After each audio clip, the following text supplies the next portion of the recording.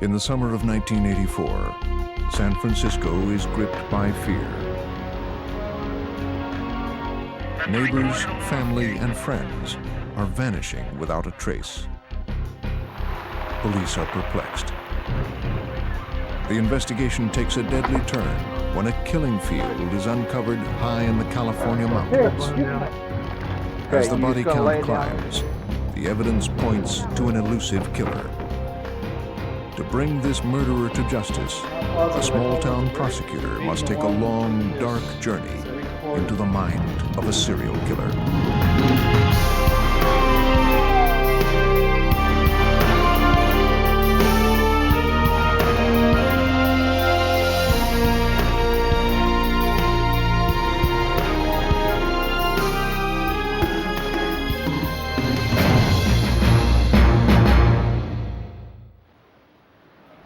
On the morning of October 26, 1998, the longest and most expensive criminal trial in California history got underway. With an investigation spanning 13 years and a case file weighing over 2 tons, the burden of prosecuting one of California's most notorious killers will fall on Peter Smith, the district attorney of Calaveras County. A prosecutor's job is to seek justice. I think many people look at prosecutors and think their job is to convict and put people in jail or prison, and that's part of the job too. But it really is our responsibility to make sure the justice system, particularly the criminal justice system, is carried out fairly to the point where justice is always sought.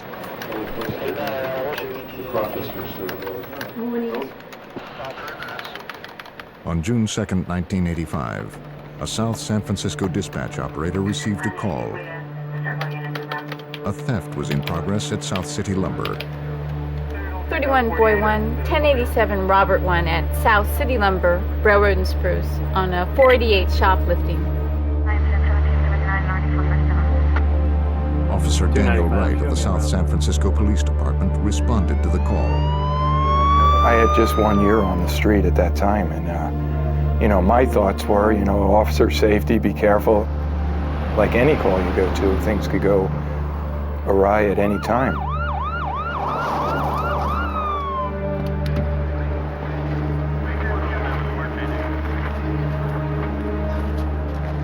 A witness told Wright he had seen an Asian male stealing a $75 table vise. He said the thief, when confronted, tossed the vise into the trunk of a brown Honda and fled on foot. Inside the Honda, Wright spotted a suspicious-looking case. I opened up the case and found a .22 Ruger with a cylinder-shaped object that was probably 6 to 9 inches long. And through my training, I observed it to be a silencer. The gun was illegally modified. As Wright took a closer look, an agitated man burst from the store. Calm down. He told the officer he paid for the vise his friend had taken. Wright's supervisor, Sergeant Paul Zemer, arrived on the scene. The gun in the Honda made both officers suspicious. The car was impounded. At that time, we told him that he was going to be going down to the station to give a statement about the weapon. And he was handcuffed and placed into Officer Zemer's vehicle and brought to our station. On the way to the station, the man told Zemer the shoplifter's name was Charles Ng. Dispatch, I got an ID on that Asian male subject. The officer used his radio to request a background check on Ng. November Golf. They got a hit. Ng was a former Marine, born in Hong Kong. He'd been convicted in military court for stealing automatic weapons from a military base in Hawaii. He had once escaped from a military prison. At the South San Francisco police station, the subject was placed in a secure holding room. He told the officer his name was Leonard Lake. He said he was a fugitive from justice and offered to make a statement. But first, he wanted a piece of paper, All right, sir. a pencil, and a glass of water. Write your statement. I'll be back in a few minutes. Oh, yes, for a piece Zemer of left paper the and a pencil room and to a summon glass of Gary water. Hopper, To write the out a on-call statement. detective that Doing Sunday. right now. When they returned, Lake was on the floor, convulsing wildly. Detective Hopper called the paramedics. He was flopping around on the floor. It was very violent, like a fish flapping out of water, uncontrollable. But we had no idea what was happening at the time, whether it was like an epileptic seizure or just what was going on. Detective Hopper called the paramedics. Once the paramedics got him to the emergency hospital, we found out a little later that they were finding no activity at all in his brain, that he was apparently brain dead. An autopsy later revealed that Lake had ingested capsules containing cyanide. The doctor told me and the lab technicians told me that it took about 20 to 25 minutes for the gel cap to dissolve before the cyanide actually hit his system. And that would probably coincide fairly well with the amount of time between he was at the lumber yard and brought to the police station. Rather than writing a statement, Lake had written a note to a woman named Lynn. The note read, "Dear Lynn, I love you. I forgive you. Freedom is better than all else. I'm sorry, Mom, Patty, and all. I'm sorry for all the trouble. Love, Leonard." Police were perplexed. Why had the suspect taken his own life? Whatever secrets Leonard Lake held, he took to the grave. The answer might lie with Lake's companion, Charles Ing. Police issued a warrant for Ing's arrest for shoplifting. Then they processed the car Lake had been driving. When they ran the serial number on the Honda's engine block, investigators discovered that the car belonged to Paul Cosner. Cosner, a Bay Area resident, had been missing for 7 months. Hello? Detective Irene Brunn of the San Francisco Police Department investigated Cosner's disappearance. Cosner's sister had reported him missing months earlier. I'll be in a half hour. And she was quite distraught. Her brother had disappeared. He had had a date that evening with his girlfriend for dinner, who also lived in the same apartment building where he lived. He failed to show up for that dinner date, and in speaking to the girlfriend, Paul was going to show a car that he was selling through an advertisement in the paper. Cosner was only one of many strange cases involving missing persons in the Bay Area. Detective Brunn was also investigating the disappearance of an entire family. On July 25, 1984, San Francisco police responded to a frantic call for help. Harvey Dubbs, his wife, and their 16-month-old son, Sean, hadn't been seen for several days. Police had to climb through a window to gain access to the Dubbs apartment. San Francisco Police Department, anybody on the premises? The Dubbs family had indeed disappeared, and the signs of a struggle were apparent. Days earlier, Harvey Dubbs had placed an ad in the newspaper to rent out his video equipment. That equipment was now missing. Missing person cases usually fit a certain profile. Back window. They often involve teenage runaways or people who disappear without telling anyone, only to return a few days later. In the case of the Dubbs, it was clear the family hadn't left voluntarily. Detective Brunn feared they would never return. In the house, there were things that were unusual and out of order. The baby's room was out of order. Deborah's medication was left at home, and it was something she had to take every day. So there were a lot of things that didn't look right. They left their cats locked in the house unattended, and they wouldn't have done that. It is unusual for people like Paul Cosner or the Dubbs family to simply vanish without a trace. Without leads, both cases had gone cold. To be realistic, we get 500 a month. We had one family disappeared July 25th. Now we're up to November 2nd. So because of the caseload, you're not trying to pin cases together. The only similarity was a newspaper ad. Based on the discovery of Paul Cosner's brown Honda, Brunn and her partner reopened his case and searched the vehicle for clues. They found a driver's license belonging to a man named Scott Stapley. They found a stun gun and several unspent bullets on the floor of the car. A recent electric bill addressed to an unknown woman named Clara Lynn Balaz was found under the passenger seat. And in the roof of the car, investigators found a single bullet hole. Can you see that from up there, partner? The trajectory of the bullet indicated the shot was fired from the back seat. The investigators sprayed luminol around the interior of the vehicle. See what I see? Luminol reacts with proteins in blood, making even traces of blood fluoresce. High-velocity blood spatter associated with a gunshot wound appeared on the roof next to the front passenger seat. Brunn and her partner now suspected they would never find Cosner alive. With Leonard Lake dead and his partner Charles Ng at large, investigators could only wonder how many more victims they might find at the end of this trail of blood. Leonard Lake's mysterious suicide had now launched a full-scale police investigation.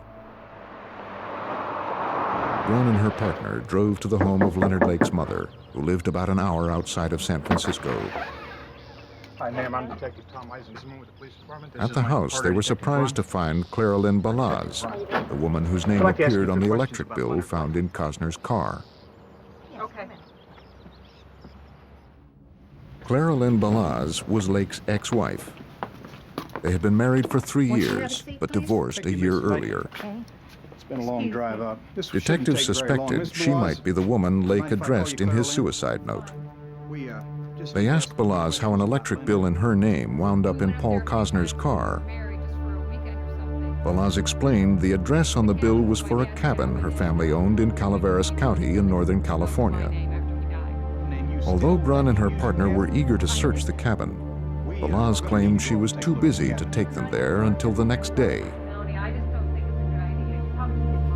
The detectives postponed their search until the following morning and instructed Balaz not to visit the property in the meantime. 10 o'clock. All right. Thank you very much. All right. Thanks. So we called the Calaveras Sheriff's Department and told them that we were going to be coming up the following morning and why we were going and if it was possible for them to have somebody keep an eye on the property. Calaveras County covers over 1,100 square miles of wild terrain. A force of 34 officers protected the entire county in 1985. There hadn't been need for more. The sheriff sent 2 deputies to watch the cabin, which was located outside the town of Wilseyville. A metal gate prevented them from driving onto the property. Because of their manpower shortage, they couldn't have somebody sit there for the next 24 hours, but they would make passing calls, which was reasonable. The following morning, Brunn and her partner arranged to meet Clara Lynn Balaz outside the Wilseyville post office. They were surprised when she arrived with Lake's mother. And at that point, Clara Lynn admitted that they had driven up the night before. And the pretext was that Leonard was very untidy and they wanted to tidy up the cabin. Concerned that Balaz and Lake's mother might have compromised evidence at the cabin, Brunn, her partner, and the Calaveras County sheriffs followed them to the property. The detectives asked Balaz about a cinder block bunker near the cabin. She said she didn't have the key and would not give them permission to search it. Lacking sufficient probable cause for a warrant, No, it's a the private detectives would have to limit their search to the cabin alone. But at this point, we were still more interested in getting into the house, so we didn't want to antagonize her because this was a consent search. Other than that, we would have had to stop and go get a search warrant at that point.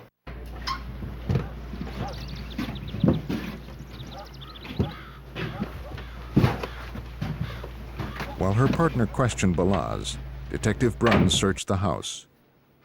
I came up last night just for a few minutes. She noticed something odd about the bed. There were holes drilled into the bedposts and the floor. It seemed designed to tie someone up. And I was standing in front of this bookcase, and I happened to turn around, and all of a sudden I recognized a piece of equipment. And then it dawns on me where I had seen it. It was the Dubs. The video equipment, Brunn recalled, had been stolen from the home of Harvey Dubs, the San Francisco man who vanished with his family 11 months earlier. So I went over and called my office. I said, would you mind checking our inventory and read me the serial number? He proceeded to start reading the serial number, and then I gave him the last 3 numbers from the piece of paper that I had in my hand. And so at that point, we realized that now this is even getting bigger. It's not just Mr. Cosner, now we have the Dubs. And at that point, Clara Lynn got very nervous and said, you've been here long enough, I want you to leave. To learn what other secrets the isolated cabin held, Detective Brunn would need to obtain a search warrant. The investigators left the property, but this time they made certain the cabin would be secure until they returned.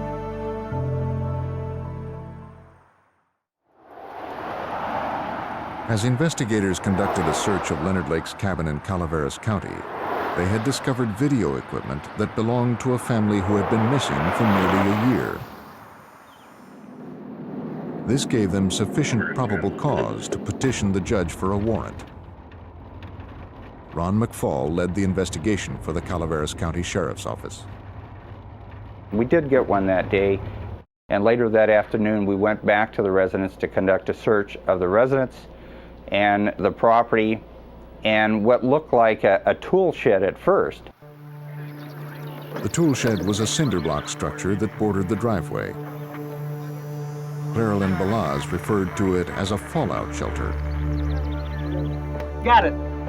Good, good. Leonard Lake had been a survivalist, and this was his fortress against nuclear holocaust.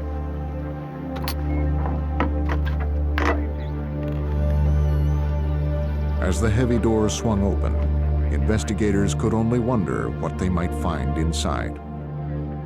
And we went into the tool shed and we saw 21 photos of young ladies, 18 to 23 years old. And so we were, at that point, really concerned about who are these females, who are these ladies? Many of the photos were of young girls in various stages of undress. Some were nude. It was unclear who the subjects were or where they had been photographed. Everyone feared the pictures might be trophies, such as those serial killers often keep of their victims. They also found a journal written by Leonard Lake. In it, he wrote of The Collector, a novel about a butterfly collector who captures his ultimate prize, a young girl named Miranda. In his journal, Lake writes, "The Collector. Has it really been near 20 years I've carried this fantasy? And Miranda, how fitting, my lovely little prisoner of the future." In other entries, Lake referred to a series of operations under the heading of the Miranda Project. The investigators could only speculate as to what this meant, but it seemed ominous. Here, Ron. Okay. And you'll see where there's some what appears to be 100 yards from the bunker, Ron McFall and the other investigators noticed the ground had been scarred by a series of several fires. We noticed at that point approximately 7 different burn sites on the property. We decided to look at the burn sites a little further, and we found what we thought may be bone fragments, but we really weren't sure. If the piles of ash did contain human bone fragments, someone had attempted to conceal an unspeakable horror. Now desperate for answers, investigators ran the license plates of a truck parked near the cabin. It belonged to Lonnie Bond, Lake's neighbor. Hello, anybody in the house? Lonnie Bond lived with his wife and 18-month-old son in a house about 50 yards from Lake's cabin. Anybody home? Officers walked next door to speak with Bond. Hello? Anybody here? Anybody home? The smell of decayed food thickened the air. The house appeared to have been empty for some time, perhaps months. Although it seemed the occupants departed abruptly, there was no sign of foul play. They all just disappeared. Another vehicle found on Lake's property belonged to Robin Scott Stapley. Stapley had been missing for some time, and his driver's license was found in Paul Cosner's car. Leonard Lake has used Scott Stapley's driver's license because they were both big fellas, and he had been trying to pass himself off as Scott Stapley. So we're contacting Southern California to see, where is Scott Stapley? And it turns out that he had been living at the cabin next door, and no one has seen them either. Investigators intensified their search. Cadaver dogs, known for their acute sense of smell, were brought in to help. Authorities now suspected that 8 missing people from Northern California were linked to the cabin. If they had been murdered, as police feared, perhaps their bodies were buried on the property. Hey, Rick, come here. One of the dogs recovered a piece of bone. The deputies working the scene knew immediately that this was not an animal bone.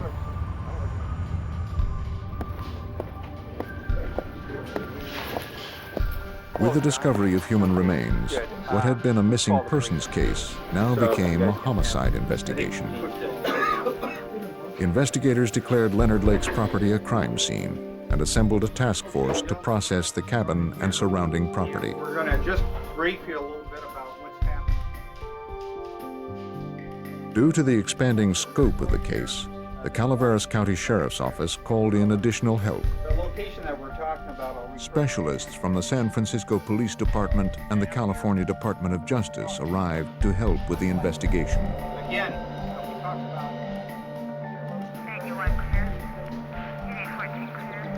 3 days after Leonard Lake's suicide, a convoy of law enforcement vehicles descended on the property. Now that this was a murder investigation, police knew that all material recovered from the site could become vital to the eventual prosecution of the case. Each section of the property was assigned to a specific team. The teams began a thorough search of the 2 acres surrounding the cabin. In a clearing about 100 yards from the cabin, officers found a trench with loose dirt. They found the trench had been filled with personal belongings and debris. Hey, Officer Ballard, I got something. Sergeant Larry Copeland, an investigator for the Calaveras County Sheriff's Office, joined in the search for clues. Every button, zipper, jewelry even, everything that was taken out of there was turned over to the evidence officer, who took each one and individually photographed each and every piece of it. And we're talking hundreds. Everything excavated from the property was potential evidence. All of the items were collected and sent to the Calaveras County Sheriff's Office. They were meticulously cataloged. Investigators hoped that somewhere in this vast collection of evidence, they would find the clue that would untangle the mysteries hidden on Lake's property. If we felt there was any chance of it being used or something that either ourselves or the defense could use, we took it and booked it. Investigators sorted through the survival gear and supplies Lake had stockpiled in his so-called fallout shelter. Lieutenant Ron McFall remembers that during this phase of the search, they made a surprising discovery. There was a secret door inside the bunker. It was a false door. You really couldn't tell just by looking at it, but there was shelving units, and after you wiggled the shelves, you saw that the door actually popped open. Beyond the shelves was a double door leading to a hidden room. Off to the side was another 3-foot by 6-foot compartment. The cramped space contained a homemade wood cot, a crude shelf holding some toiletries, and a roll of toilet paper. A small hole had been cut into the wall near the ceiling, possibly for ventilation. A typed list of rules was affixed to one wall. They included, "I must always be ready to service my master and must never speak unless spoken to. I must always be obedient and never look my master in the eye." From outside, investigators could see into the small room through a two-way mirror. They also noticed that the hinges of the door had been damaged. Top and at the bottom. You'll further notice the hinges are bent from obviously pressure from inside the door pushing out, trying to get the door open, both the top and bottom. Remembering Lake's journal, investigators feared that Lake had acted upon his fantasy of kidnapping and holding captive a human slave. Forensic specialists dusted for fingerprints and latent evidence. They hoped that if Lake had indeed kept a prisoner here, he or she had left behind some clue of their presence. They found nothing.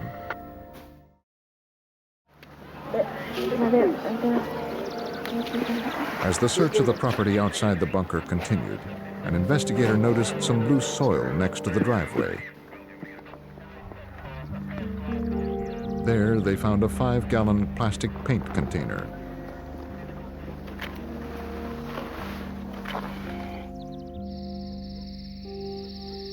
As darkness fell, the task force suspended its search. Inside the cabin, the investigators viewed one of the videotapes they had found buried in the plastic container. They could hardly believe what they were seeing. This case was becoming more frightening with each piece of evidence they uncovered. But nothing could prepare them for what lay ahead. After 2 days of searching Leonard Lake's cabin, investigators feared more than 8 people had been killed and possibly buried on the property. On the second night, the task force moved inside the cabin to view the videotape found buried in a plastic container. The tape depicted 2 women suffering extreme verbal and psychological abuse at the hands of Leonard Lake and his accomplice, who demanded sexual submission under the threat of violence. We also observed an Asian male on the tape, and he had a knife in his hand, and he was cutting the clothing. This would be the blouse, the top, as well as the bra strap, removing clothes from the female. The Asian male was identified as Charles Ng, the shoplifter Leonard Lake had identified just prior to his suicide. The Homicide Division of the San Francisco Police Department launched a full-scale manhunt for Charles Ng. Investigators started with a search of Ng's San Francisco apartment. They collected some video equipment and a number of videotapes. Everything was tagged as evidence and sent for analysis. San Francisco homicide detective Ed Erdelatz led a task force that investigated the year-old disappearance of the Dubs family. The equipment Lake and Ng had used to videotape their captives had once belonged to Harvey Dubs. Investigators had obtained his California driver's license photo and had made up a photo collage, shown it to neighbors, and identified him as one of the people coming out of the Dubs home. One of the Dubs' neighbors told investigators that the night before the family was reported missing, she saw two men leaving their residence. One of the men was carrying a large duffel bag. It was dark, but she said she could identify him. The eyewitness's critical identification of Charles Ng gave investigators probable cause to issue an arrest warrant. Well, I told him he Clara Lynn Balaz, Leonard Lake's ex-wife, was questioned about her ex-husband's association with Charles Ng. She agreed to talk, but only after her attorney convinced the district attorney's office to grant her immunity from prosecution. Balaz claimed she didn't know anything about the murders. She did tell them that after the shoplifting incident, Ng walked to her house. What kind of trouble are you in? The two drove back to the lumberyard to see if Lake was all right. Well, When they saw him I started talking to the feeling bad police, about that. they returned to her house. There they waited, expecting a call from Lake, who was now in police custody. When he didn't call, Clara Lynn drove Ng to his apartment. Ng told Clara Lynn he had to get out of town. She said that she thought he would probably go to Chicago, that he had mentioned that he would go to Chicago if he had to get out of town. And she claims that that was the last that she saw of him. Because Ng was wanted for murder and there was reason to believe he had fled the state, the California investigators asked for assistance from the FBI. In response, the Bureau launched a massive manhunt for Charles Ng. At San Francisco International Airport, agents learned that a passenger fitting Ng's description had boarded a plane to Chicago, traveling under the name Mike Kimoto. In Chicago, agents worked to track Ng's movements. They started with an extensive background check. Hey, Leonard, how you Charlie? Investigators learned that Charles Ng was born in Hong Kong and entered the United States on a student visa in 1979. He enlisted in the Marine Corps, but was eventually arrested for stealing weapons. He escaped from prison and, on the advice of a friend, hid out with Leonard Lake and his wife Clara Lynn. Ng stayed with Lake and his wife for 6 months in Philo, California. At the same time, ATF agents were building a case against Lake for possession of illegal firearms. In the spring of 1981, they arrested both Lake and Ng. Lake skipped bail and began his life as a fugitive. Ng was sent back to prison to serve the remainder of his original sentence. Ng was released from prison in 1984 and immediately came back to the San Francisco Bay Area, was picked up at the airport by Clara Lynn Balaz, and rejoined his buddy Leonard Lake. Charles Ng was an experienced fugitive with a wide network of friends who could help him. To develop more leads, the FBI placed Ng on their 10 most wanted list. For the time being, agents focused on Ng's friends and acquaintances in the Chicago area. As the investigation into Charles Ng expanded, the body count in Calaveras County continued to climb. Not far from Lake's cabin, investigators unearthed 2 intact bodies wrapped in sleeping bags. Calaveras County Coroner Terry Parker was on the scene. They were mostly skeletal remains that were wrapped. You couldn't really make out if they were men or women because of the time that the bodies had been there. Due to the deterioration of the bodies, Parker could make only a cursory examination at the site. It appeared both victims had been gagged and handcuffed. He asked for help from the San Francisco Medical Examiner. San Francisco has a very good forensic department, and he was more than happy to come up and assist us. We removed the bodies and transported them to his office for the forensic work where that was done. At autopsy, the San Francisco medical examiner determined both victims were males and that they had been shot to death. Using dental records, he identified the men as Lake's neighbors, Lonnie Bond and Scott Stapley. In Chicago, the FBI got their first lead. Do you know why we've arrested you today? They learned that after serving time on the weapons charge, Ng had kept in touch with his former cellmate. A man described how he had driven Ng first to Detroit, then to the border town of Chatham. There, he said, they split up. A witness came forward and told agents that he had seen Ng board a bus in Chatham, bound for Toronto. Agents were aware that Ng's sister lived there. The FBI deployed a surveillance team at her apartment house, but the fugitive never showed.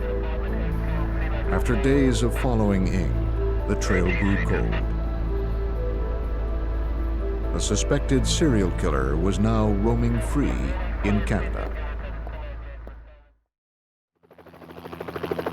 As word of the multiple murders spread, the news media descended on the property in Calaveras County. Don Lasseter is a true crime author who wrote a book on the Charles Ng case. And of course, the media, when they first heard of this, rushed to the site, and daily the media coverage grew, and it got coverage all over California, and soon all over the United States, and certainly even in Canada. All right. Okay, Ron, The open investigators agreed to let the media on the property. They showed them the site and allowed them to videotape some of the evidence they had collected. Up until this point, we've really relied on our imaginations to visualize this story. But today we have pictures that will probably leave many people with an everlasting image of the horror that occurred at the end of this road. These are some of the bone fragments that have been found, and investigators say there are countless fragments just like those scattered over a third of an acre here. The California Conservation Corps has been recruited to pick up the bones. Most of them worked on their hands and knees, raking the ground with their fingers. Investigators came up with 10 pounds of bones. The local coroner says 5 bodies have been found here so far. The Calaveras County Sheriff once told me, though, he believes there are as many as 20 victims, though, buried on the property. Investigators were counting on the media exposure to help identify the 21 women depicted in the photographs tacked to the wall of Lake's bunker. We certainly want to know the circumstances of the photos, when they were taken. We're interested in knowing anything we can about Mr. Lake and Mr. Ng. A telephone hotline was set up by the Calaveras Sheriff's Department, and calls soon began pouring in. Detectives believed Leonard Lake and Charles Ng crossed paths with as many as 25 people who were later reported missing. Property in Calaveras County. Working under San Francisco investigator Ed Erdelatz, the task force tried to piece together any leads that would locate Ng or help identify the growing list of victims. Anybody that had anything to do with either Lake or Ng, we attempted to identify and find out if they were still alive, and if they were, what their relationship was. And it was through that process that we began to identify different victims. Members of the task force were sent around with photos of personal belongings found on the property in an effort to identify anyone who had been at the cabin. Relatives and friends of the missing realized their loved ones might be among the dead. There was the Dubs family from San Francisco, who placed an ad in the newspaper to rent their video equipment and were never heard from again.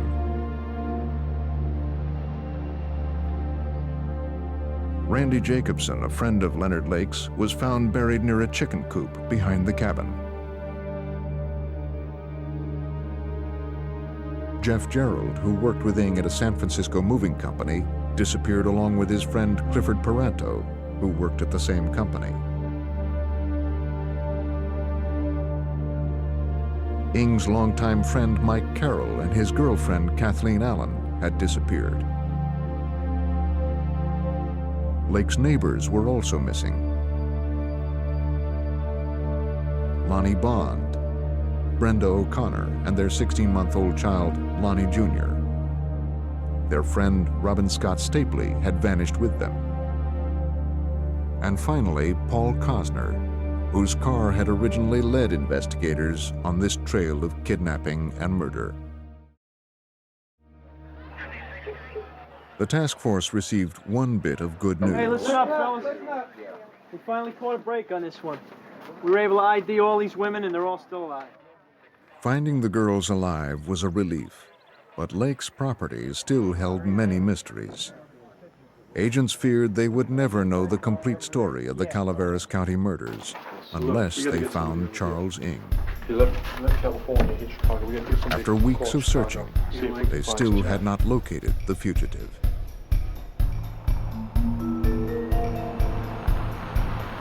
Then on July 6, 1985, a boy riding his bicycle in a Canadian park spotted the perfect place for a play fort. He was surprised to see a man living there. He went to the police and told them he had found a campsite and had seen a man who looked like Charles Ing. The boy recognized him from wanted posters.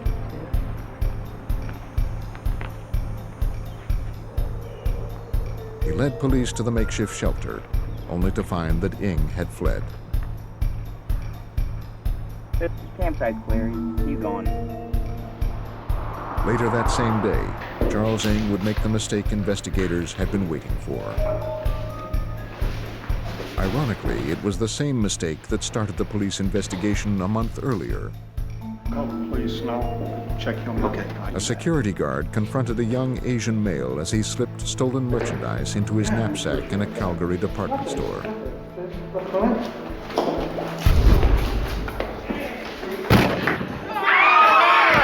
As the security guard struggled with the gunman, he was shot in the hand. Still, he managed to wrestle the weapon from the shooter and hold him until police arrived. Charles Ing was captured and booked on charges of attempted murder, robbery, and possession of a firearm. This is Channel 10, Eyewitness News, Night Watch. Good evening, Hopping Night Watch. Charles Ing is in a Canadian jail tonight, and the worldwide manhunt has ended for the prime suspect. Come take a look at the more than a News dozen of Ing's slayings arrest in Canada County. reached the sheriff's office After in more than a Calaveras month on the County. run, Ing was captured by security guards in a Calgary department store, but not before he engaged them in a brief gun battle and wounded one of the guards. Ing was quickly subdued by store patrons and was taken into police custody. San Francisco Police Inspector Ed Erdelatz was eager to question the suspect. He flew to Calgary, where Ing was being held in a maximum security prison. And we spent quite a few hours with Charles in the detention center in Calgary. And although he did talk with us, most of his responses were 1- and 2-word answers, very little dialogue, and primarily denial. We could have gone into a lot of things had he been willing to talk to us about those things, but that didn't occur. The murders, Ing claimed, were all the work of Leonard Lake. When pressed, Ing did admit to Erdelatz that he had helped Lake dispose of the bodies of Lonnie Bond and Scott Stapley the day after they were murdered. In Calaveras County, the district attorney's office indicted Ing on 12 counts of first-degree murder, making it possible for the prosecution to seek the death penalty. But Ing's flight to Canada had created a significant obstacle. District Attorney Pete Smith explains. There was an extradition treaty between the United States and Canada at the time, and in that extradition treaty, there was a condition that nobody would be extradited from Canada back to the United States who faced the death penalty. There were some exceptions to the treaty, however. Do you think we can work around that? If the district attorney's office could prove to a Canadian court that Ng was guilty of multiple murders, Canada would be required to hand over the suspected killer. Before the extradition hearing could begin, Ng would have to stand trial in Canada on shoplifting and assault charges. In order to delay his extradition, Ng waived his right to a jury trial and asked for a speedier bench trial. He received a 4.5-year sentence. Until he completed that sentence, the Calaveras County District Attorney could not initiate the complicated extradition process. Over all the evidence with him. Even if they could prove their case, they would have to wait over 4 years before they could begin. While the Calaveras County District Attorney's Office built their case against Charles Ng, the search for evidence continued at Leonard Lake's cabin. By this time, 5 bodies had been found and identified. Hundreds of personal effects had been recovered. More than 40 pounds of unidentifiable human remains had been unearthed. Investigators believe that as many as 25 missing persons had been linked to the cabin. As the evidence against Ng continued to grow, he used his time in a Canadian prison to try to fend off any attempts at extradition. He knew if he was successfully extradited back to the United States, he would have to face a murder trial and the possibility of the death penalty. He began to educate himself on the American legal system. For a boy with limited education raised in Hong Kong, he was remarkably adept at knowing the legal system here and how to deal with it.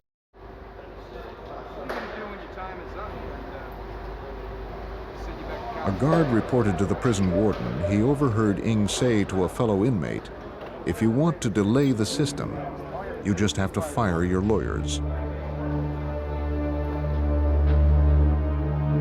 On October 17, 1988, the extradition hearings finally began. Ng lost the case and appealed all the way to the Canadian Supreme Court. His appeal was denied.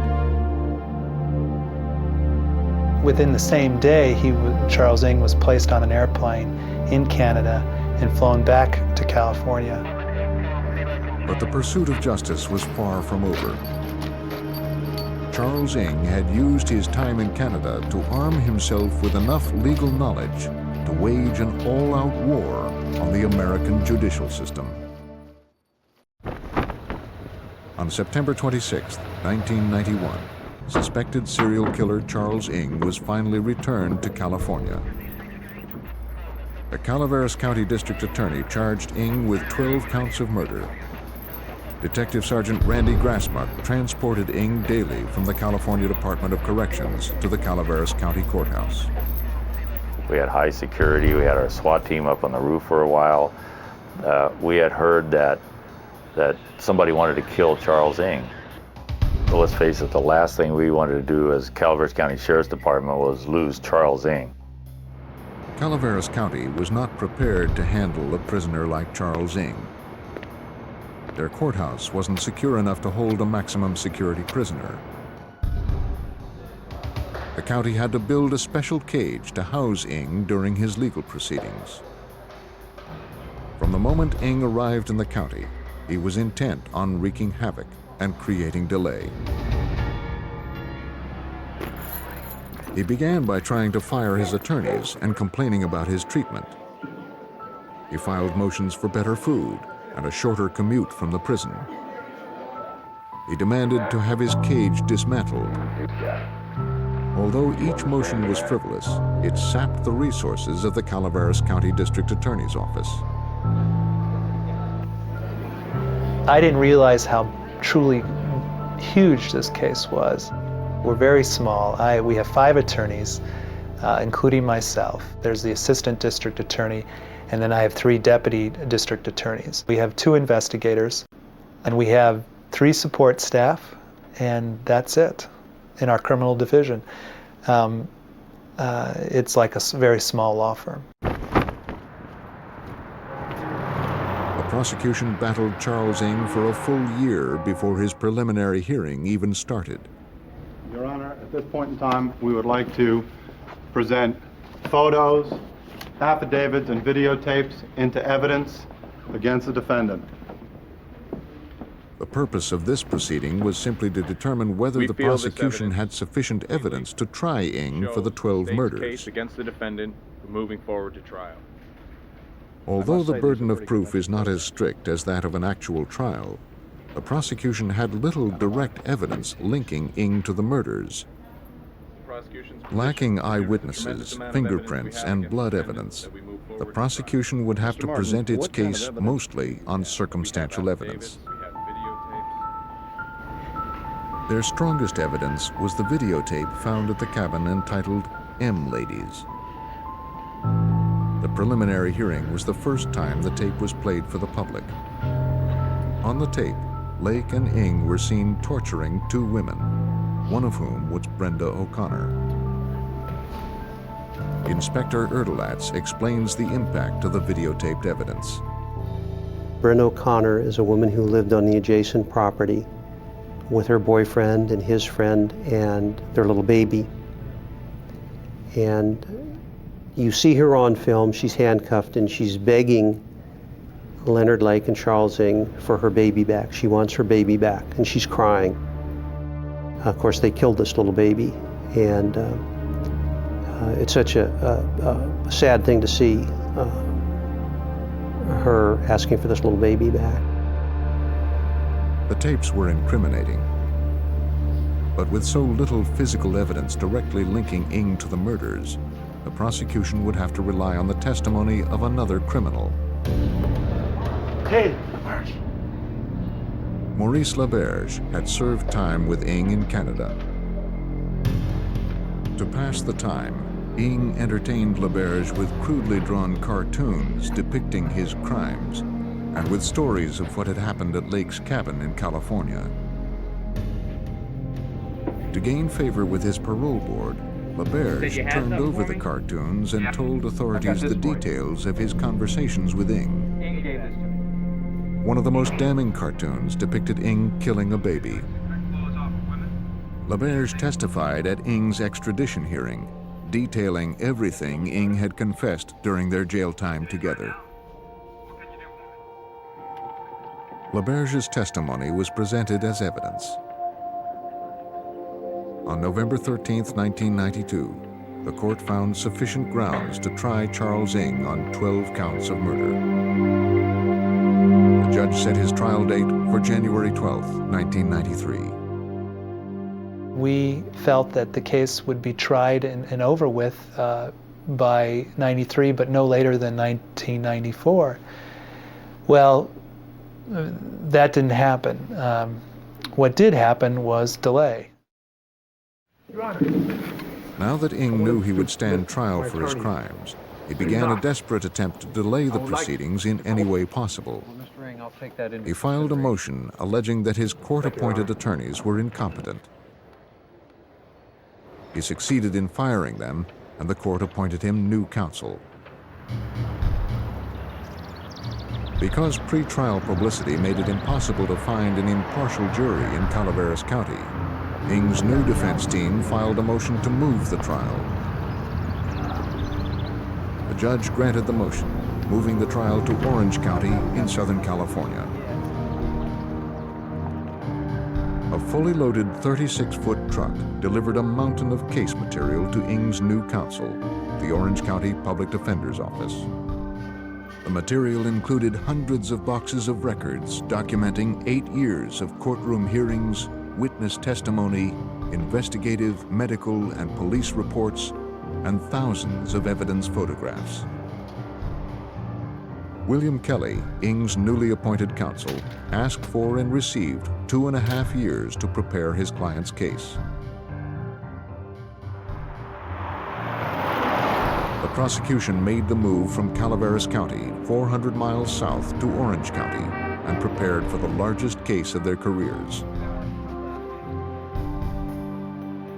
The years of delay worried prosecutor Peter Smith.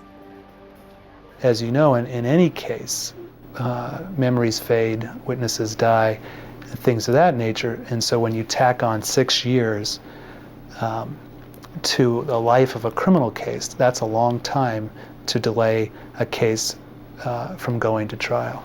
Good morning, gentlemen. Have a seat. Good morning, sir. As the prosecution and defense attorneys finalized their trial preparations, Ng again attempted to delay the process. But Judge John Ryan put a stop to his tactics. The case was finally going to trial.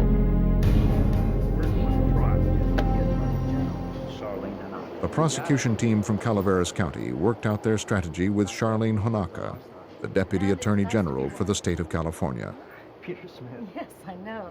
She's a tremendous lawyer and a better person. She was, in essence, the heart and soul for this case and for the prosecution. As prosecutors prepared to begin jury selection, the team suffered a devastating setback. Maurice LaBerge was killed in a car accident while on parole. He was the only person to whom Ng had confessed his crimes. The prosecution had just lost its key witness. 13 years had passed since investigators began finding bodies at a mountain cabin in Calaveras County, California. Although they eventually linked 25 missing people to Lake's property, they only had enough evidence to charge Charles Ng with 12 counts of murder. Ng had managed to delay his trial for more than a decade, but could delay no longer.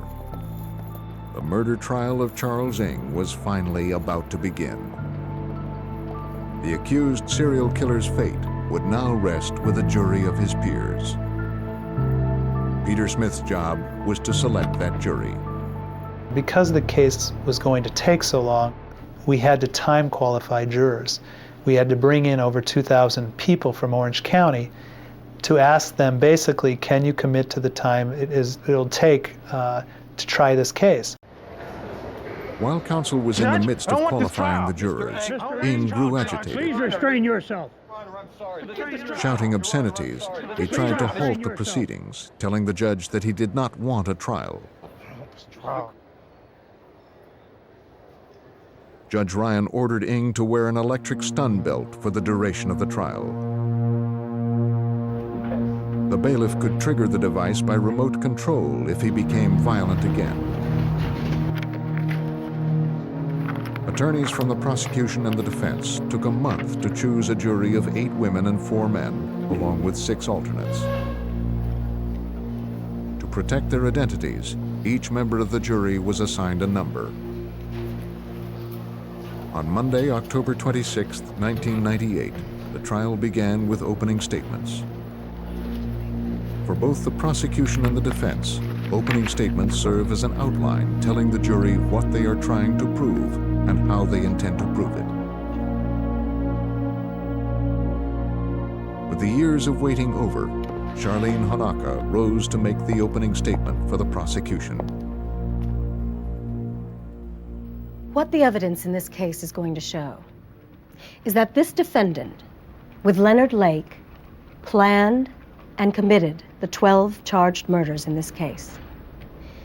This is a chart which lists the 12 counts. The evidence will show that between a time frame from July 1984 until 1985, these 12 victims disappeared from the face of the earth. And this trial will tell you the story of what happened to them. Honaka described the property in Calaveras County as a killing field and a mass graveyard. Direct evidence connecting this defendant. She then told the jury about the M Ladies tape found buried near the cabin and how they depicted a partially nude Ng demanding massages from Kathleen Allen and cutting the clothes off of Brenda O'Connor. We're going to play for you 2 segments from that videotape as a means of demonstrating the evidence and in helping you understand. The videotape was the centerpiece of the prosecution's case. It showed the jury exactly who Charles Ng was, a man who not only tortured women, but who recorded his acts on videotape so he could relive them again and again. The videotape's dramatic. It is the most incriminating piece of evidence I've ever used in a case. It is also the most emotional piece of evidence I've ever used in a case. You can sense the terror and the fear those two victims had when they realized the situation they were in. Because this was the strongest physical evidence linking Ng to the murders, the prosecution planned to use the videotape throughout the trial to prove Charles Ng's guilt.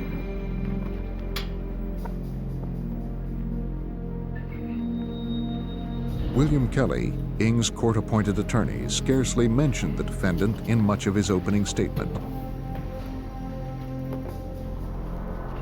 His strategy was to shift the focus of the accusations from his client, Charles Ng, to the late Leonard Lake. The defense in this case is really simple. That is, Leonard Lake had a motive for murder. Leonard Lake also had a plan for murder. Kelly asserted that Lake's plan for murder was outlined in his diary under the heading, The Miranda Project. He then read the jury excerpts from Leonard Lake's journal. Kelly suggested that Lake's conspirator was not Ng, but Carolyn Balaz, Lake's ex-wife. He asserted that she knew about the Miranda Project and even recruited potential victims. Nobody's gonna walk in here, sit down in that jury box, point a finger at Charles Ng, and say, I saw Charlie Ng murder somebody. It's not gonna happen. With very little physical evidence placing Ng at the murders, Kelly intended to discredit the prosecution's circumstantial case and prove it was Leonard Lake, not Charles Ng, who murdered the 12 victims. He asserted that Ng killed no one. The prosecution called Sergeant Larry Copeland of the Calaveras County Sheriff's Department to the stand.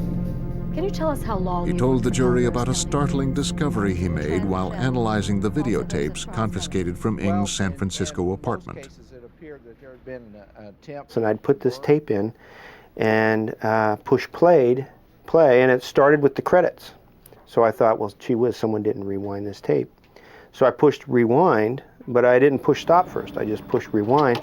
So it started playing in reverse. And then all of a sudden, right at the end of the tape, it went, whoop. What Copeland discovered was a still image of 2 bodies in a wheelbarrow. The image was entered into evidence. Is that correct? Yes, it is. The medical examiner was Would you sworn take a look in. at these photos for me? He was asked to identify 2 photographs of bodies found at the cabin. Yes, I believe that's the remains of Scott Stabler. And this next one? Those remains are from Lonnie Bond. He went on to explain the way in which Lonnie Bond and Scott Stapley were bound, gagged, and wrapped in sleeping bags. The sleeping bags matched those on the tape. The medical examiner testified that the bodies on the tape were in full rigor mortis. A lot of the victims have been bound. Rigor mortis occurs shortly after death when the blood flow is interrupted. It only lasts for a few hours until the body begins to decay. In Canada, Ng told Inspector Erdelatz he helped bury Bond and Stapley 24 hours after they were murdered. Whoever had taken the picture had done so immediately after they were killed. The single frame on the videotape found at Ng's apartment linked him to the murder of Lonnie Bond and Scott Stapley. Because so few of the remains found on the property could be identified, the prosecution relied on hundreds of personal effects discovered at Ng's apartment and the cabin to link him to the victims. These items were photographed and entered as evidence. The district attorney's lead investigator, Mitch Hrdlicka, was in charge of witnesses' testimony for the prosecution. Well, we had over 200 pieces of evidence that we used in the guilt phase of the trial, and we had about 75 witnesses that we had to bring in from various parts of the country as well as Canada to prove that those items belonged to the people who had gone missing and the victims in our case. The prosecution then attempted to establish a link between Kathleen Allen and Charles Ng. Kathleen Allen was one of the women on the M Ladies tape who was tortured by Lake and Ng. Although her body was never found, several of her personal effects were unearthed near the cabin. The prosecution asked her sister to identify a heart-shaped pendant. Ms. Allen, I know this may be very difficult for you, but I want you to look very closely at this necklace and tell me if you recognize it. It's a necklace Kathy used to wear all the time. Thank you. Your Honor, we'd like the record to show that the witness identified the necklace as belonging to the victim, Kathy Allen. So ordered. And at this time, the people would like to move that we place this in evidence. The prosecution then began to construct the timeline of Kathleen Allen's disappearance to explain how she got to the cabin. On April 14th, 1985, her former supervisor discussed an odd phone conversation she had while at work. Yes, sir, I did. And can you tell us about that conversation? Yes. She said she got a call, and she said she wanted to join her boyfriend because he got a gunshot wound. Kathleen Allen worked at a grocery store in Milpitas, California. Her boyfriend, Mike Carroll, had met Charles Ng while serving time in Leavenworth Federal Prison. Mike called Kathleen to say he was in Lake Tahoe and had been shot. He was sending a friend to pick her up and bring her to him. Kathleen told her supervisor what Mike had said and asked for some time off. And what happened after that? A man came by to pick her up. In a what? In a brown or bronze Honda, I think. Did you have an opportunity to see the driver? A little, yes. Can you tell us what he looked like? He was in his 40s, bald, dark hair, and he had a beard. That's all I remember. The prosecution then showed the jury Kathleen Allen's videotaped ordeal. John Crawford investigated her disappearance. The videotape picks up from there and shows that Kathy is brought into the residence, into the living room of the residence in Wilseyville. She is handcuffed and she is seated in a chair. Kathy was told, if you don't agree with us right now, we're going to take you into the bedroom, tie you to the bed, rape you, take you outside and put a bullet in your head and bury you in the same place we buried Mike, who was her boyfriend, Mike Carroll. Did you ever hear from her again? Kathleen was never seen or heard from again. Her manager later received a typewritten letter saying she had gotten a job in Lake Tahoe and didn't intend to return. The letter was dated May 6th, 3 weeks after she left the grocery store.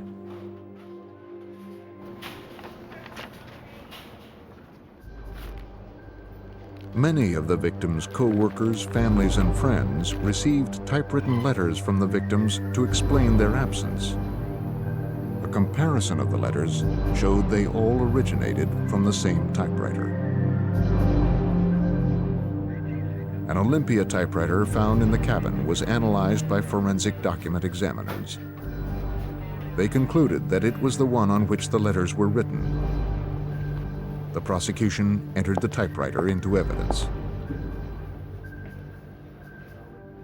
The prosecution next tried to prove that Charles Ng was responsible for the abduction and murder of the Dubs family.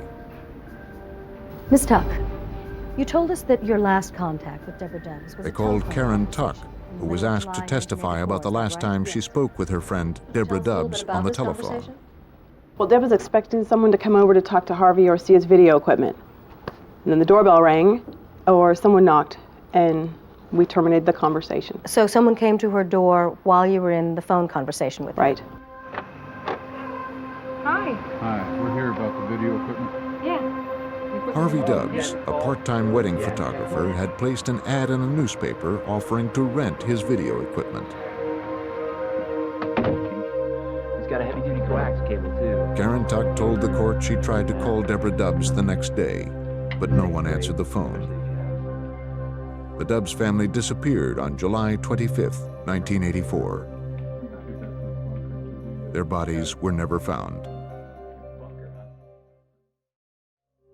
Deb was expecting someone to come over Karen and talk Tuck with was the Harvey or last look at his person video to speak equipment. with Deborah Dubbs on the day she and her family were abducted from their San Francisco home. He takes really good pictures. After placing an ad in the newspaper to rent some video equipment, Harvey Dubbs, his wife, Deborah, and his son, Sean, had been robbed and taken from their home.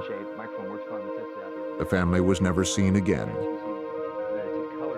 Detective Irene Brunn found an inventory of Harvey Dubbs' equipment at his home.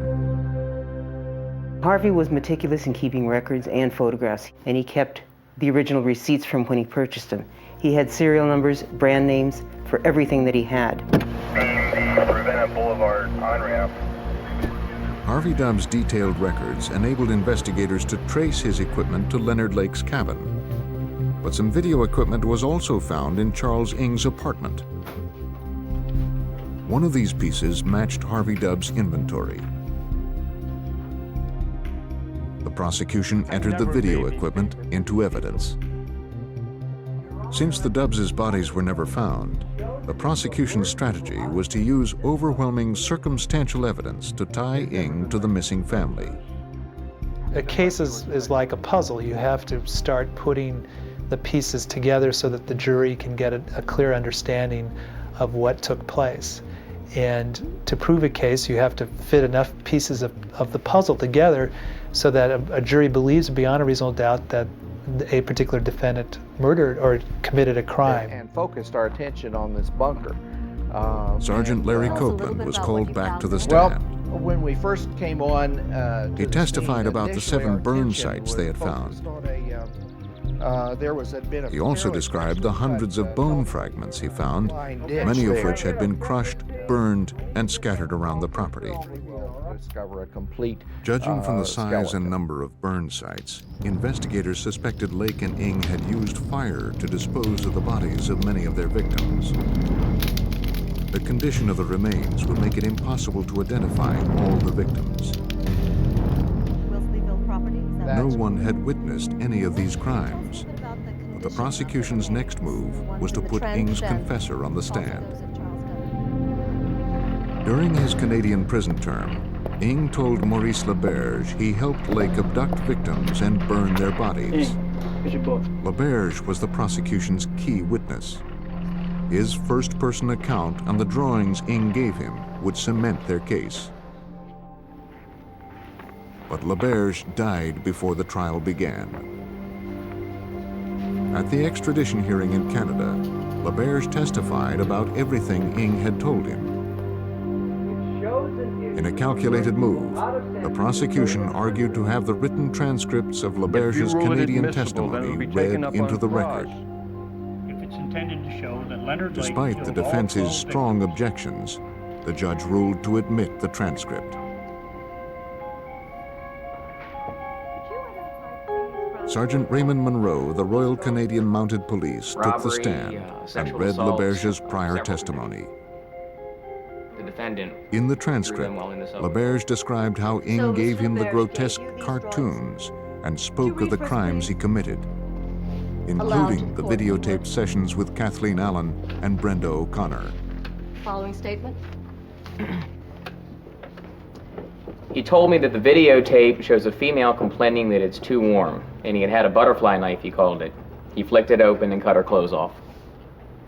Thank you.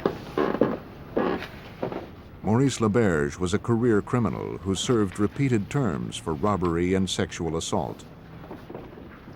On cross, Kelly attacked LaBerge's credibility. Isn't it true that Maurice LaBerge had an extensive criminal history? Objection, Your Honor. We've already established that. Overruled. Thank you. Sir, isn't that correct? Yes, sir. And isn't it also true that as part of an agreement with the Canadian government to enter the Witness Protection Program, that Maurice LaBerge received $36,000? I believe that was the deal that we struck with him, yes.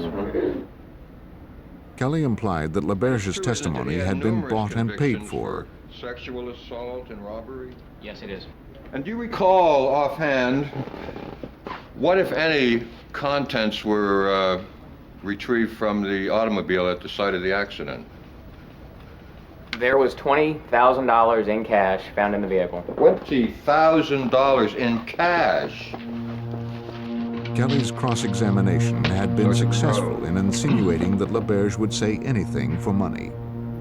You're a career police officer, Although the isn't that prosecution's key witness had taken the stand by 20 proxy, years.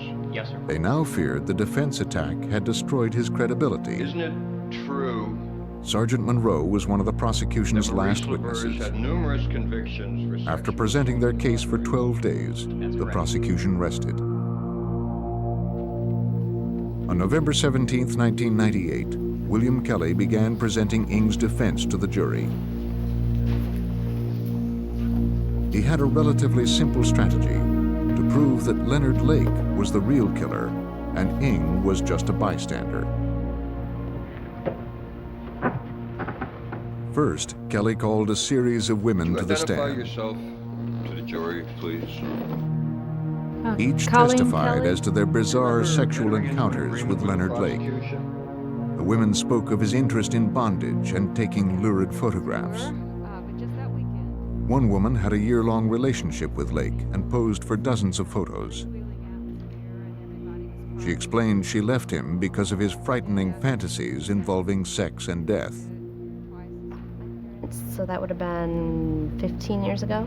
Another woman testified that Lake had threatened to rape her and that he believed in human sacrifice. House, and he had come over with some people that they knew. The testimony painted Lake as the monster and established that none of the witnesses had even met Charles Ng.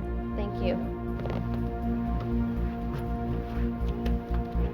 Another witness testified that he had seen Lake verbally abuse Ng, usually working as sort of his assistant or helper. helping the defense establish that Ng was subservient to Lake.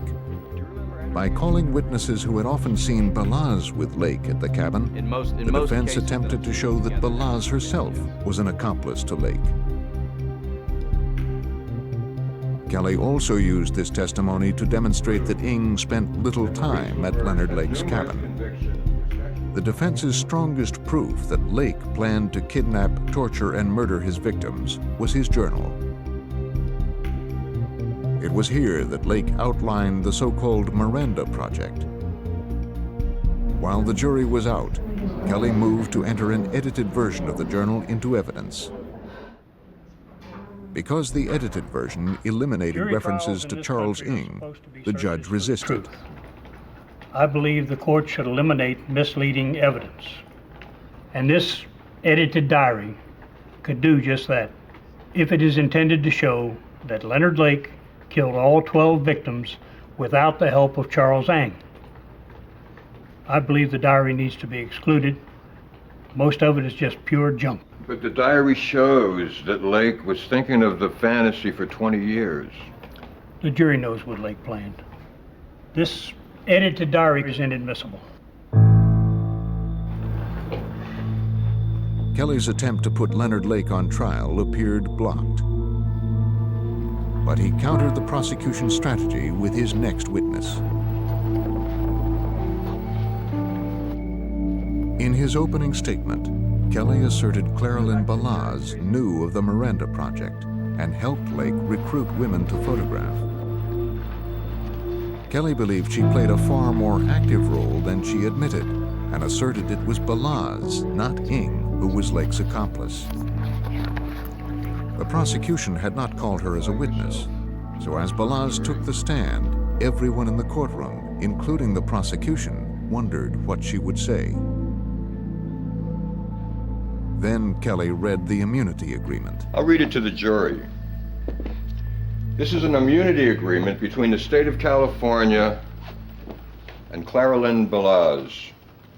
the state of California promises witness transactional immunity for all crimes, including but not limited to murder, conspiracy to commit murder, aiding and abetting murder, theft and received stolen property related to the victims. No questions. In a stunning move, Kelly chose not to question Balazs. He created the appearance she had something to hide. And since she had not spoken on the stand, the prosecution could not cross-examine her. Balazs made her immunity deal with the prosecution, but in the end, she provided them with little information and became a witness for the defense. Kelly then called another witness who could not be cross-examined. He played a tape made by Leonard Lake describing his rationale for the Miranda Project. What I want is an off-the-shelf sex partner. I want to be able to use a woman whenever and however I want. And when I'm tired or satiated or bored or not interested, I simply want to put her away. With a final glimpse into the mind of Leonard Lake, the defense rested its case. Peter Smith made the final closing argument for the prosecution. He reminded the jury of the evidence they had seen and asked them to return a guilty verdict. Then the trial took its most surprising turn. After hearing the prosecution sum up their case against him, Ng filed a handwritten motion demanding he be allowed to testify on his own behalf. Fire you. And you. When Kelly tried to convince his client otherwise, Ng threatened to fire him. Against the advice of his attorneys, Charles Ng would be taking the witness stand. Observers in the Charles Ng trial were stunned when they entered the courtroom on January 27, 1999. The accused serial killer himself was now on the witness stand. Ng was charged with killing 12 people, and after 3 months of listening to his case, he demanded to testify on his own behalf. Assuming the prosecution would use LaBerge's testimony to corner Ng, Deputy Public Defender Clapp decided to take the offensive and prove that LaBerge had lied.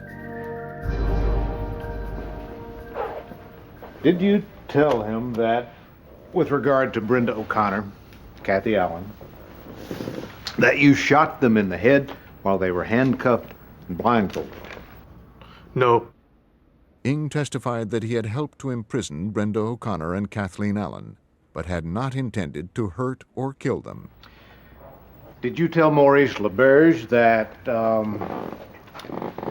you put their bodies on a pile of wood and ignited it with gasoline? No. Did you agree to kill, intend to kill, or kill any of the victims in the 12 murder charges? No. Ng's denials continued for hours as Clapp went over every statement Ng allegedly made to his jailmate. Then Clapp moved to have Ng explain away the prosecution's other key evidence, the M Ladies tape. On the tape, Brenda O'Connor begged Ng not to take her baby away, With regard to the videotape, to which he replied, "It is better than the baby is dead." Why did you say that? I don't know why I said that. It was just in the heat of the moment. Some of the comments and remarks I made, I don't even know I made until I saw the transcripts. The M Ladies tapes had been transcribed during the extradition hearing so that every word spoken on the tape could be understood. When Charlene Honaka cross-examined Ng, she used the transcripts to turn his own words against him. Were you present at the extradition hearing when Mr. LaBerge testified that you told him that you could hear on the video the sounds of handcuffs clicking? I remember that statement he made. Now, how would Mr. LaBerge know that you could hear the sounds of handcuffs clicking? I mean, that's not on the printed transcript, right, of M Ladies? Right. Onaka demonstrated for the jury that the only way LaBerge could have known about the sound of the handcuffs was if Ng told him. Mr. Ng. It was clear, despite Ng's denials on the stand, that he had told Maurice LaBerge the details of the torture and the killings. Details LaBerge couldn't have known any other way. Onaka then set out to establish that Charles Ng was not a bystander, but a willing participant in the crimes. She replayed a scene from the M Ladies tape showing Ng cutting the shirt off Brenda O'Connor. So you never talked to Leonard ahead of time about your plan to cut her clothes off, right? No, not on the tape. So you just decided on your own to cut her clothes off, right? Yes. Without any specific instruction from Leonard Lake. Onaka again turned to the videotapes. She played a portion of the tape where Ng tells Leonard Lake that a gun is on the table. You told Leonard at one point that the piece was on the table, right? Yeah, I remember saying something like that. What did you mean by the piece? Oh, just wanted to let him know the gun was on the table in case Kathy might grab the gun and shoot him with it. Well, now, she's handcuffed, right? Yes. And she's got leg manacles on? Yes, I believe so. And there are two of you and one of her, right? Yes. And the reason you told Leonard that the gun was on the table is because you were afraid Kathy might pick it up and shoot him? Something like that. Onaka had shown that Ng was more than a bystander to Leonard Lake's crimes. Thank you. He was an active participant who sometimes even directed Leonard Lake. Because Ng took the stand after the prosecution closed, the judge gave them the opportunity to restate their closing arguments after Ng's testimony.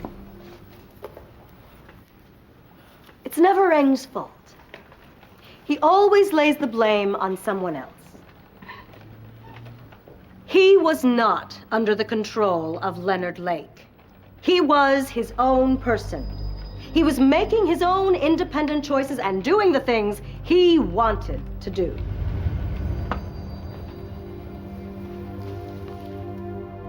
William Kelly then gave the closing arguments for the defense. He asserted the prosecution had simply failed to prove their case and attacked their most important piece of evidence, the M Ladies tape. And no matter how many different ways they show it to you and excerpts from it, there's one thing you never see. Anybody being murdered. And you don't see Charles Ng involved in anybody's murder. No matter how many times you see him cut the clothes off Brenda O'Connor. And as offensive as that is, and I grant you it's offensive, but it ain't murder. It just isn't. Charles Ng had been charged with the murders of 7 men, 3 women, and 2 babies. His fate was now in the hands of the jury.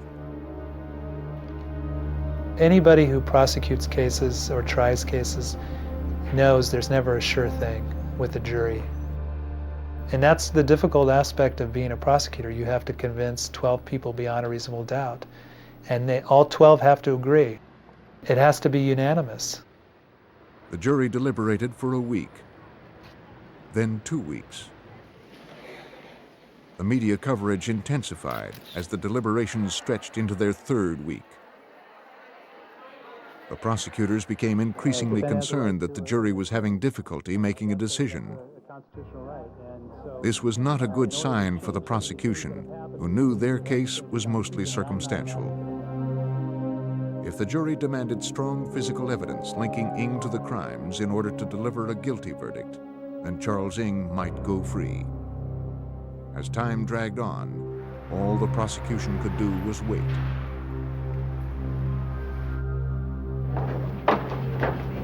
On February 24, 1999, After 3 weeks of waiting, the jury informed the judge they had reached a decision.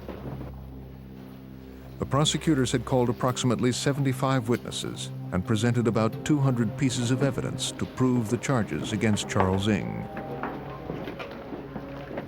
All that evidence was now in the hands of the jury.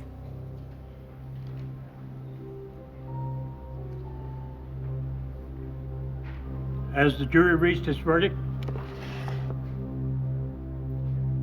We are deadlocked. We are deadlocked on one count.